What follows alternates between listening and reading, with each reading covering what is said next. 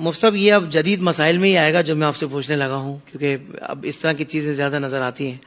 کسی ویڈیو یا پوسٹ پر یہ لکھنا کہ کوئی کافر ہی ہوگا جو اسے شیئر نہیں کرے گا، یہ کہنا کیسا؟ یہ ہمارے یہاں بہت زیادہ عام ہو چکا ہے. کوئی بھی ویڈیو لگا دی جاتی ہے، کوئی بھی پوسٹ لگا دی جاتی ہے اور اس پر لکھ دیا جاتا ہے کہ کوئی کافر ہی ہوگا کہ جو اس کو شیئر نہیں کرے گا، لائک نہیں کرے گا.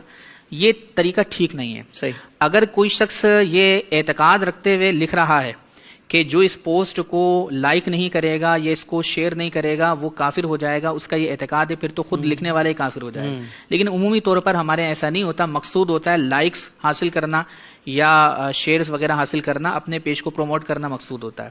تو اب اگر یہ مقصد ہے تو اصل میں کفر اور اسلام، حلال و حرام، یہ شریعت کی اصطلاحات ہیں، اور یہ اصطلاحات شریعہ کے ساتھ اس طرح کرنا کہ ان کو اپنے دنیاوی اغراض و مقاصد کے حصول کے لیے استعمال کرنا، یہ شرعاً درست نہیں ہے.